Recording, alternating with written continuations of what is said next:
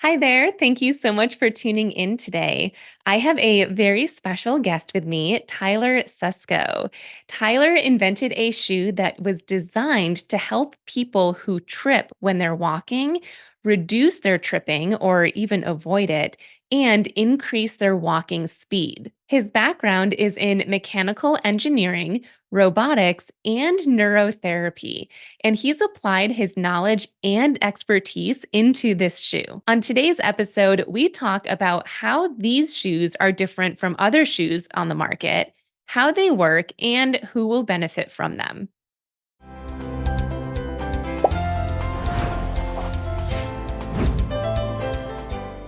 Tyler, thank you so much for being here with us today. Oh, it's my pleasure. I'm excited to talk.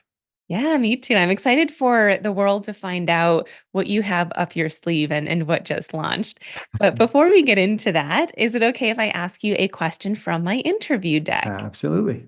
All right, we are almost done with this deck, by the way. This is my second deck, meaning I must have had almost over 100 Oh my people that God, I've interviewed because there's 52 questions per deck. that is a lot. It is. Okay, your question is, what is something you don't mind sharing with other people? Oh boy. I I guess potato chips. I'm thinking about the kids sitting around the sofa and passing around snacks. So I guess popcorn and potato chips. I love that. That reminds me of the Friends episode where Joey doesn't share food. Did you ever watch Friends? No. Yeah, I watch a lot of Friends, but I don't remember that one. Oh my gosh, he's on this, I think it's a first date, and his date, like, takes some of his fries or something, I can't remember exactly what it is, and he refuses to go on a second date with her because she ate his food. That's awesome. That That's was a tough good. question, I don't know what I would say for that Yeah. one. Yeah, I don't know. But yeah, we share a lot of snacks on the couch, and then it ends up inside of the couch. Yeah. Do you have any pets to clean up what it was left We have behind? well, I have a 1-year-old baby who's kind of a pet at this Oh, point. there you go. Yeah, she'll get Perfect. anything that you drop. She'll just put it in her mouth and go to town. Yeah. That's And awesome. then when the third one, they just kind of they become a pet. Yeah. Awesome. All right. Well, let's dive into this. So, I'm Sounds assuming good. most people might not know who you are yet, at least. So, can you Yeah. first explain and just tell us who you are and what your background is? Absolutely. So my name's Tyler Susco. I'm from Pennsylvania originally on the East Coast. I grew up there and studied engineering as an undergrad and business. Afterwards, got a job at this company called Club Car, which was owned by Ingersoll Rand. I was designing parts for all-terrain vehicles, golf carts, and things like that. Moved up to New Jersey. The first job was in Georgia. Went up to New Jersey, started designing power tools. Thought that was really cool. So I became a pretty good design engineer at that point. Designed a cordless impact wrench. At that time, I made the decision I'm going to go to grad school and ended up at MIT, did my PhD there in rehabilitation robotics, which led me to you, Gretchen. While I was at MIT, I was developing this big robotic system for gait and how people walk. And the unique thing about that system was that it's two treadmills that were right next to one another, very little gap in between. And I could change the speeds on those treadmills, and I could also drop the treadmill surface away, which allowed people to swing their foot forward freely and easily. And then I tested that with people with neuro injury and found that, among other things, rehabilitative benefits, which was the reason we were developing the machine, was that it was just really easy to walk in a device that removed the floor whenever you were in swing phase of walking, or the phase of walking where we bring our foot forward to advance our gait. So for people that normally would have trouble or scuff their foot, this machine just made it free and easy to walk. And so at the end of that study, this was 2015 when that ended, I moved to UC Santa Barbara. I'm a professor here in mechanical engineering. And one of the people that was in my pilot study there in Boston said, "Hey, it would be great if you could take that machine and I didn't have to be in a lab. If I could just take that feeling of walking everywhere because it was free and easy."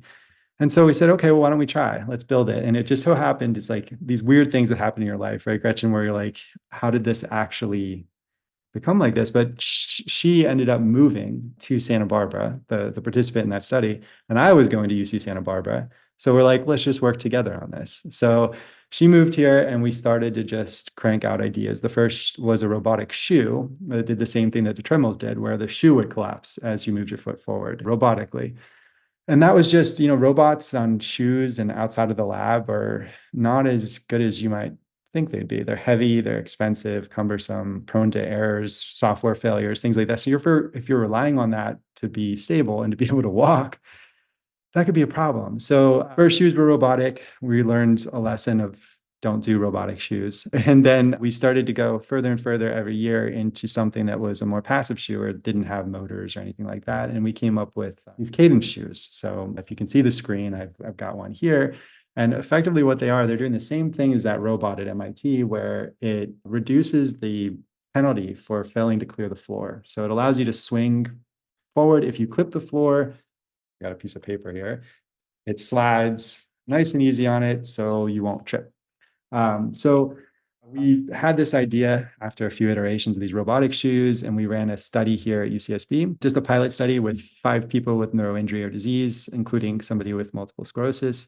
And we found that people that had a certain walking pattern, like circumduction or some sort of compensatory thing, when they put these shoes on, the gait normalized and we saw speed improvements very quickly. And we said to ourselves, this is really interesting. So I think I'm probably getting into your next question, but that's kind of my background in the story of how I got into this area. I love that. And I think that's really cool because so often when people are part of a clinical trial that's successful, Yeah, they want to be able to continue to do that thing that brought them success at home or outside of the clinic, outside of the lab. But very rarely, especially when you're working with robotics, is that actually feasible. So I just right. love that, like, that's how this all started. And then your brain started going of, okay, how can I bring this to more people from the comfort of their own home? Right. Exactly. Yeah. Exactly. Yeah. So I think, this is kind of now, I think it's going to start kind of a trend in my life where we start with the complicated and then to understand and to learn. And then once we learn something new that we couldn't have gotten without something very complicated like a robot, then we figure out how do we make this practical for people's lives. So make something complicated as simple as possible. And then you can actually put it out there. Right. So I'm Yeah. curious, how many different variations of this shoe have you had that where you started with the robotic shoe and now you Yeah. landed at what the Cadence shoe is?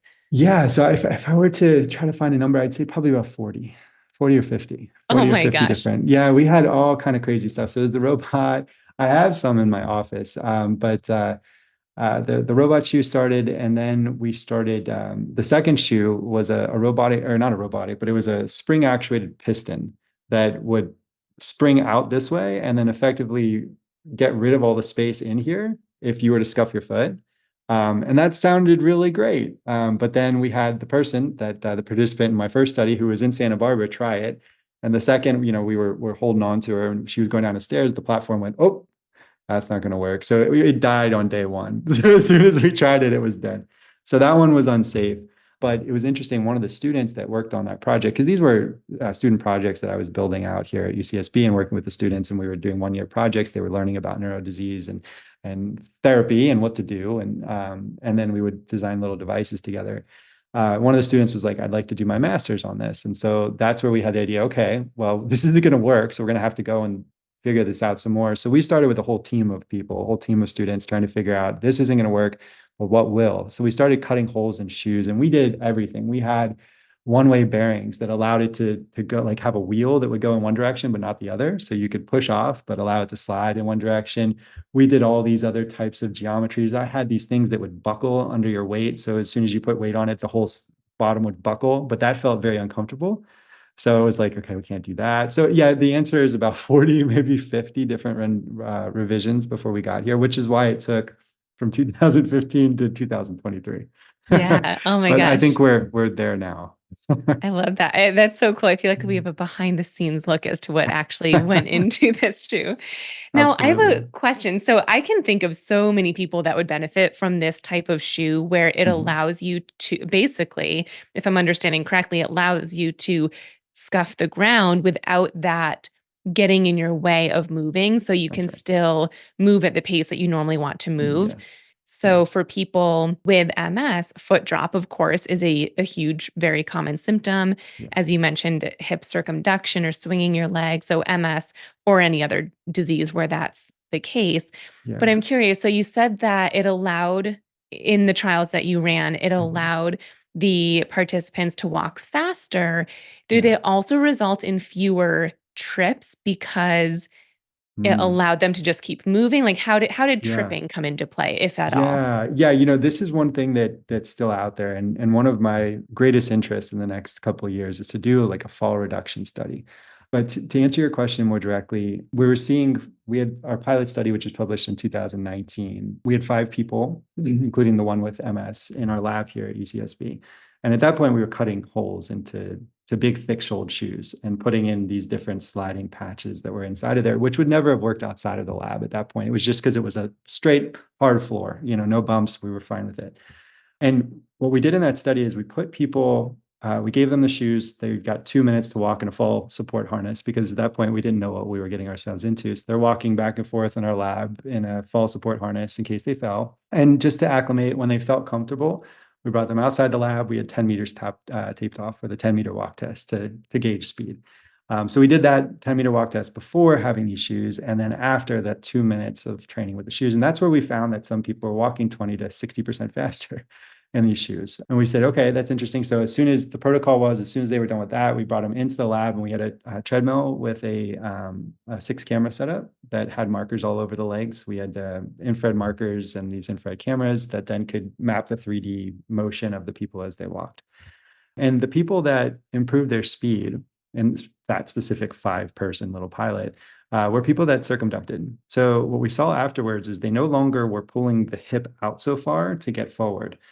They were just coming forward. And this was with no instructions at that point because we didn't know what we were doing. We were cutting holes in shoes at that point. So there were no instructions. It was put this shoe on and see what you think. And of course, when they put it on, they would take their foot and they would kind of swish it around a little bit, which is now what we coach people to do. And they started to feel, okay, this kind of moves. And so we saw the gait pattern instead of now coming out, we saw it start to just go forward. And if they did scuff that floor, it just kept going. So they were able to just go without having to think about this kind of like floppy throwing motion, which was kind of interesting to us. So at that point, we're like, oh, wow, that's interesting. So after that paper launched, we applied for a grant through the California Nanoscience Institute and CNSI, which is luckily on campus here at UCSB, which has a seed tech grant program, which they take some sort of technology that you think might be scalable out into the world, and they give you some money to go and develop it further with the idea of commercialization at some point. So we were able to take these, hole drilled shoes that we had that had big holes in the bottom of these shoes with these low friction pucks. And then we were able to use that to work with a shoe designer in a factory to start to actually make the first prototypes of these shoes. So then we went through 3 iterations of that. That took a whole year. But afterwards, we had something that we thought could be brought outside of the lab. Yeah. So that's, again, getting a little further than your question asked. But yeah, just trying to answer your question in terms of what was happening to these people as they were walking faster. And it was just they were normalizing gait. I've talked to a lot of people, and I'm sure you have too, where when it becomes difficult to walk and it's difficult to clear the ground, a lot of the times people will start, that's all they think about is like, oh God, I don't want to trip. I don't want to trip. Don't trip. Don't trip. And that's very mentally taxing. So one of the things that I think that I've heard from people that have worn these shoes is that it removes that fear a little bit, because if you fail to clear the floor, your foot will just come and slide forward. It's allowing you to extend your base of support. If you trip or your foot stops, right? That's really what a trip is. The foot is going to come in contact with the floor. Now it stops. But your momentum from walking is still going forward. And now your momentum or your center of mass is now in front of your base of support, which is the standard physics problem of that it's going to fall over. If you're able to extend your base of support out forward, because if you chip the ground, your foot still goes forward. Now your center of mass is behind that point. And so from our standard physics problem, we're now stable. Yeah. So that's the idea, but I have no data on actual falling yet. That's one of the things I want to work on. Yeah, that's really cool. Oh my gosh, I have so many thoughts. First of all, Yeah.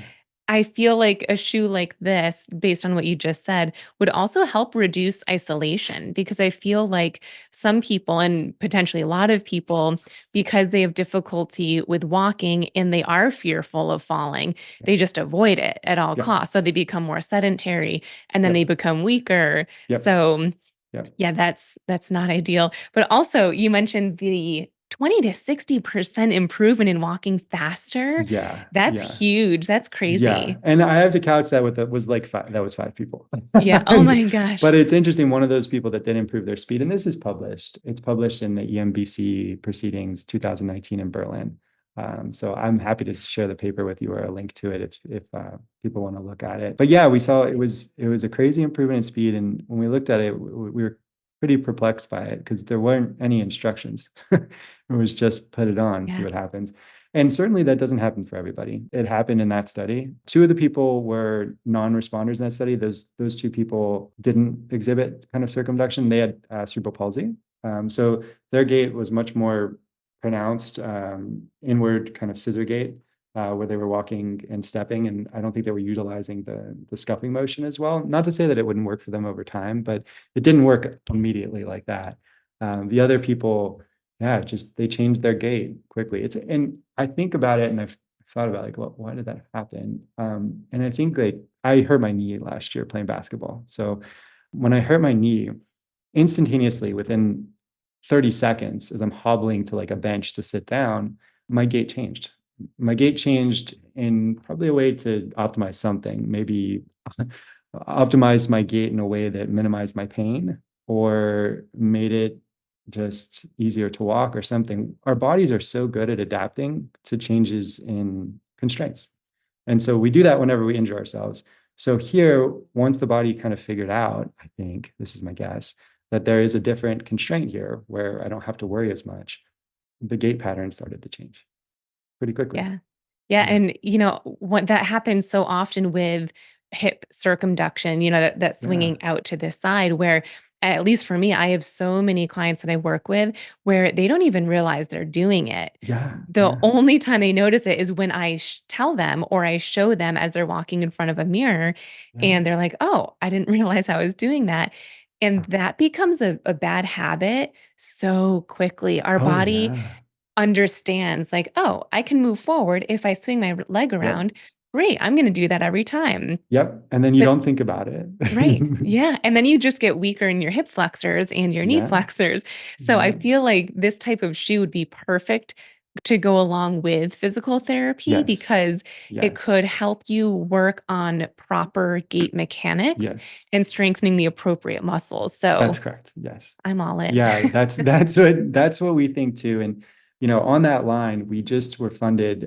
Well, we submitted a grant with the Ability Lab, and you're familiar with them in Chicago. So we submitted it last year. We got the grant 3 or 4 months ago. So we're starting a clinical trial at Ability Lab with 50. Now these are stroke patients in this trial, but same type of gait patterns. But we're going to look at what happens now when you train with the shoe for 12 weeks, 5 days a week. And as you said, physical therapy, the tool is only as good as how you use it. So if you're with a physical therapist that's encouraging you to walk daily in the shoes, it's probably a good thing. We ran a beta test before we kind of launched this company to make sure it was safe for people to use outside of the laboratory. And I had 19 people join that beta test. And it was interesting to me how much some people could improve over time with using it daily. So that was the thing. When they use it daily, I would send people a logbook. That logbook would have how much time did you walk? How many steps did you walk? They had just a simple pedometer. For some people that walk slower, the pedometer doesn't actually pick up steps if they're too slow. So they had somebody sitting there and click counting for them on how many steps. But doing it 5 days a week really had some interesting results for people in our little beta test after. That's But cool. this I'm one will be good. This is a big test now at Ability Lab. It's a 4-year clinical trial where we'll be studying people, and we're directly comparing those people directly to people that are just going to be wearing AFOs to see what happens functionally over a 12-week period with the shoes versus a 12-week period with the AFO. Wow, that's cool. I can't wait for that research to come Yeah. out. So then is it safe to assume then that you could wear an AFO in the shoe, or should they be Mm. just worn separately? How does that work? Yeah. So it depends on what the purpose is. So if you're looking to work on your ankle control and your biomechanics of your full leg and free walking, that's how we intended and we designed it to start. However, Oh, I am starting to work on something that I think would be optimal for anybody with an AFO. So I expect that AFO style shoe, hopefully in about a year from now, but it's something that I'm currently just developing. So in a year, I should have something specifically for AFOs. Right now, they're made primarily to be worn without an AFO. That's really cool. Yeah, because I imagine if you are wearing an AFO, if you do still trip, it might be a different part of the bottom of your foot Mm, that's scuffing the ground. mhm, mhm. So, yeah, I could see how that might be a little different, how it would be a different Yeah. shoe. Yeah. And also, things you think about with an AFO are you want to have variable depth. All AFOs, I've done a whole bunch of research now with AFOs and talking to certified prosthetists, orthotists on how they're made and the thickness and what need. If you have a heel lift, so you're seeing a lot of people with heel lifts. Heel lifts are popping you up like could be almost as much of an inch inside of your shoe. So you have to have something that allows you to drop down inside of the shoe fairly significantly. And there aren't really any options for that. So we're going to try to develop a shoe that's specifically based on AFOs, and that's kind of the next thing to come. But currently, you could try to get an AFO in these shoes, but they're going to be offered in regular widths and then also wide widths. But typically, when you're fitting a shoe to an AFO, people are looking for extra wide or extra wide shoes and extra deep, and we don't have that right now. Gotcha. Oh, that's cool. Oh, Yeah, I'm so yeah. excited. So I feel like this next question is kind of obvious, but it'll be worth at least mentioning. What Mhm. would you say, one or two, or just what are the biggest differences between this shoe, the Cadence shoe, and other shoes that are out there? Because I have seen other Yeah, shoes that are geared more towards people with walking limitations, but more so in this sense of they're just easier to put on. absolutely. But how would you compare this shoe to others that Yeah. exist? Absolutely. That's a great question. And yes, there's a lot of shoes out there that Nike did a great job with this. And there's a really cool story about their Fly Ease line of shoes where I think somebody wrote to them saying they really liked the basketball shoes, but they had trouble putting them on. So could you help us put them on? And there's been I guess a really cool movement in the last, I'd say it's probably 5 to 10 years with people making shoes that were easier to get on. That's our shoes are we had that in our mind when we are designing them, and our shoes are very easy to get on, but the difference is really in the sole and what it does. It's the slip stick. So one thing we talked about was the slipping. We haven't talked about the sticking. So what we call them is a variable friction shoe. So the soles have low friction patches on there. They're kind of like skis. If you're listening on audio and you can't see, they're kind of like skis, where if you hit a bump, they'll just ski right over it. But once you put your weight on it, there's a separate piece of foam and it looks to be the same as the rest of the shoe, but it's not. It's real squishy. That's directly underneath the ski. As you put your weights on, the skis will retract up into the shoe. And when the skis retract, you get this high friction rubber that's on the bottom. So it's meant to only have low friction, exhibit low friction when you're scuffing your foot, if you scuff your foot. But as soon as you put your weight on the shoe, it the traction takes over and you're now stuck to the floor and you have all your traction to be able to toe off and to walk properly. So that's how they differ. It's really the sole, it's the variable friction nature of the sole. The rest of it, we worked with a bunch of designers. You'd be amazed how long it took to get this to look pretty. So we learned long ago, I did this program through the National Science Foundation, which is take your technology and talk to a whole bunch of people about it. One thing that I realized with anybody that had a disability with their mobility, just as important as function, which is what the sole does for us, is fashion. People want to look good. And that was across the board. It was one of these things where I'm a product designer. I'm a machine designer, really, and I'm designing shoes. But, looking at when you're designing any product, the first step is trying to understand what do people need and want in that product. So in talking to people, you want to see, okay, what keeps coming up in conversations? What do they keep saying? What do they keep saying? Everybody said it needs to look good or I'm not wearing it. I don't want this to be an orthotic looking shoe. I want to look good. So we worked with actually two different shoe designers to get this right. One of which was a famous shoe designer that he was like designing shoes for like Kyrie Irving and things. And then we had another guy who was a very practical guy that could get it into production for us. And they made it look, I think it looks really pretty. And so we've had great feedback on the look of it. Yeah.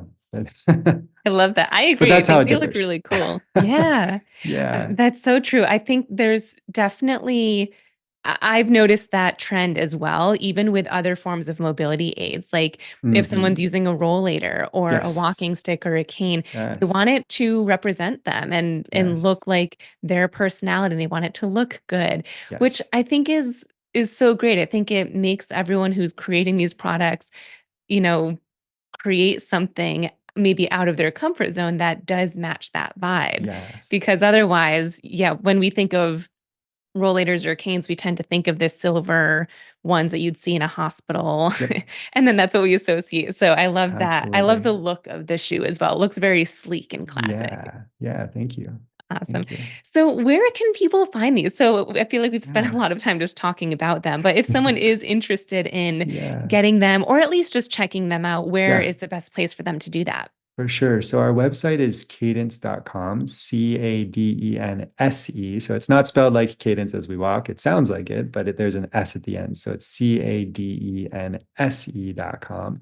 And on that website, the first thing you're going to see is a video of how they work. So you'll see somebody squashing it. So you'll see that they kind of look like a catamaran from the front. You've got these kind of like the two skis on the outside, and then the center is this high friction stuff is actually a gap under your foot if you're going to just scuff your foot. As soon as you put the weight on it, you'll see how the middle comes down and contacts the ground. It makes a lot more sense when you see the video. So if people are interested, I'd say just go there. You can order them directly from the website, and you can read all about what made us create them and the research behind and things of that nature. I love that. Yeah, and I'll put Yeah, that link in the show notes if anyone great. just wants to click easily and find instead of typing it in. But Cool. this has been so exciting. I love Yeah. being able to share new resources and new tools with all of my listeners. So thank you so much for joining me today and for sharing your story and your shoe with us. Well, thanks so much. It was great talking to you, Gretchen.